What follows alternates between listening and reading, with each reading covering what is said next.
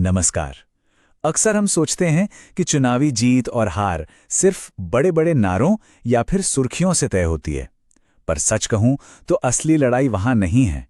असली जंग तो हर गली, हर मोहल्ले, हर एक बूथ पर लड़ी जाती है, जहां डेटा, जमीनी हकीकत और एक ठोस रणनीति, ये तीनों आपस में टकराते हैं।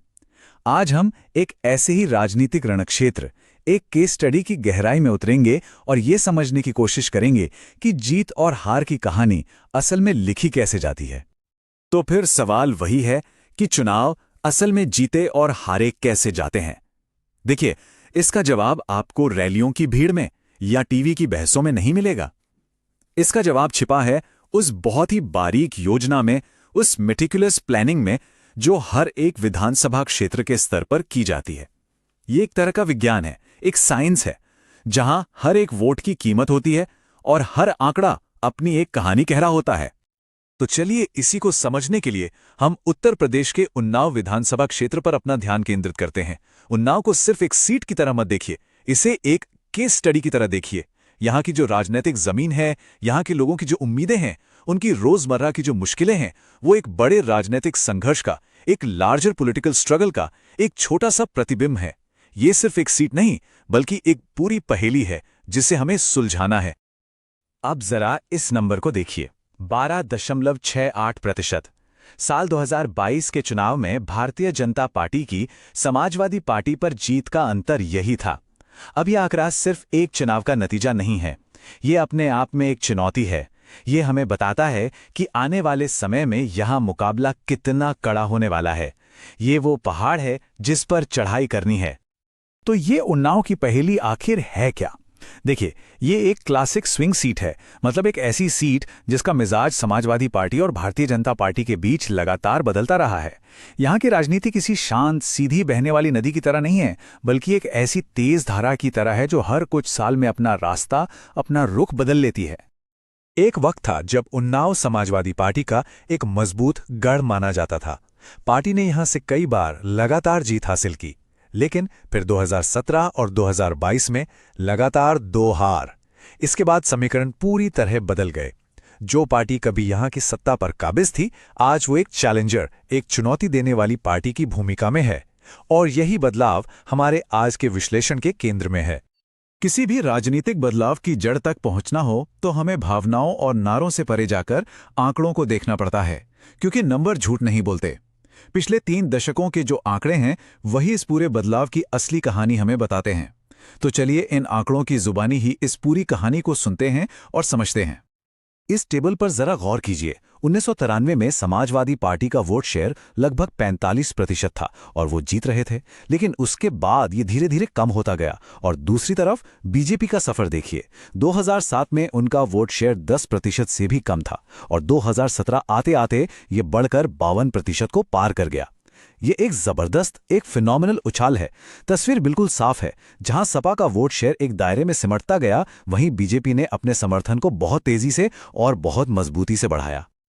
और ये बार चार्ट, ये उस बड़े बदलाव को, उस ग्रेट शिफ्ट को और भी साफ साफ दिखाता है। 1993 में दोनों पार्टियों के बीच का मुकाबला कितना करीबी था आप देख सकते हैं, लेकिन 2022 तक ये पूरा समीकरण, ये पूरी बाजी ही पलट चुकी थी।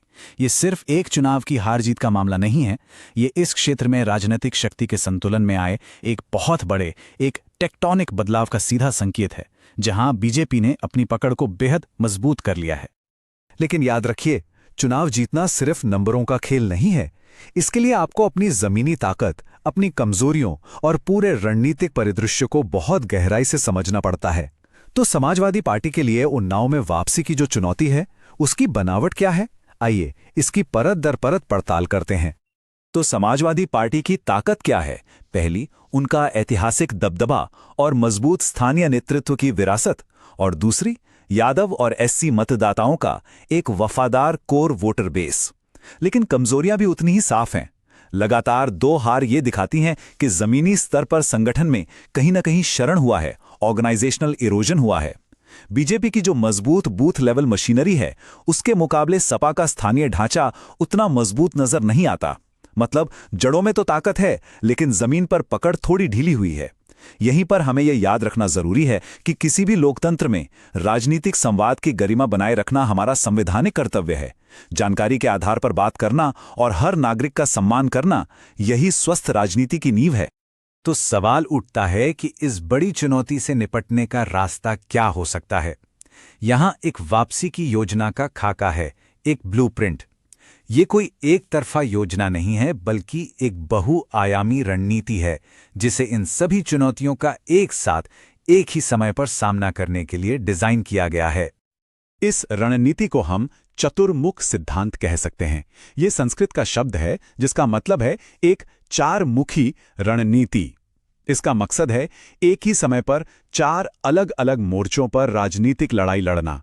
ये एक समग्र, एक होलिस्टिक अप्रोच है जो सिर्फ चुनाव प्रचार पर नहीं, बल्कि संगठन, संवाद, जमीनी जुड़ाव यानी हर एक पहलू पर बराबर ध्यान केंद्रित करता है। इस रणनीति के 4 चेहरे कौन से हैं? पहला, उम्मीदवार।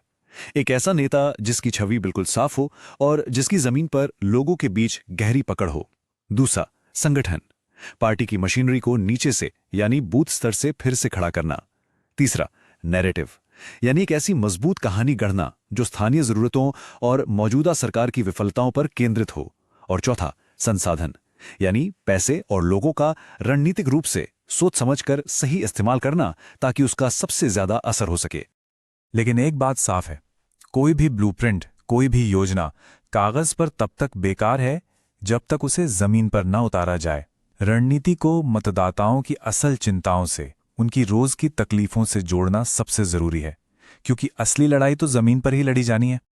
और उन्नाव की जमीन पर लोगों की असल समस्याएं क्या हैं?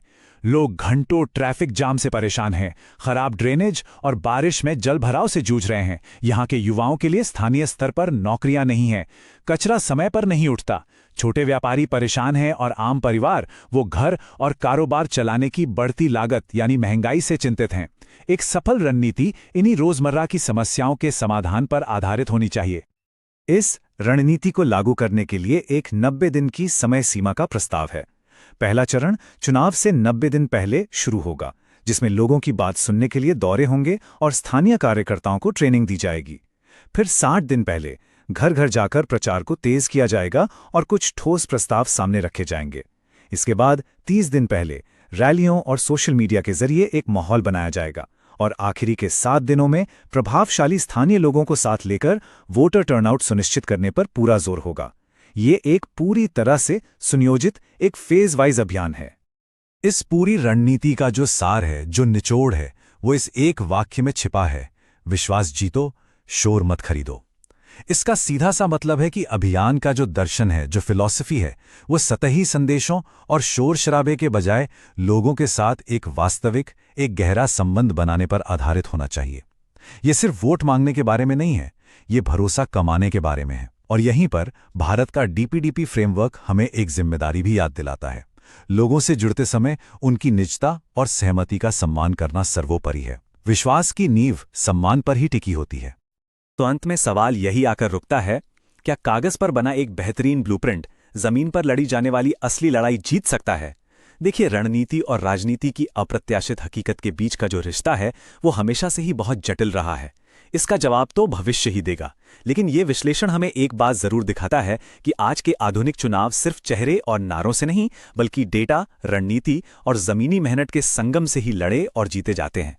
अगर आप भी एक जन केंद्रित नेता बनना चाहते हैं और अपने निर्वाचन क्षेत्र का उत्थान करना चाहते हैं, तो blueprintstrategies.ai से mgr@blueprintstrategies.ai पर संपर्क करें या 0804 20 411 602 पर कॉल करें।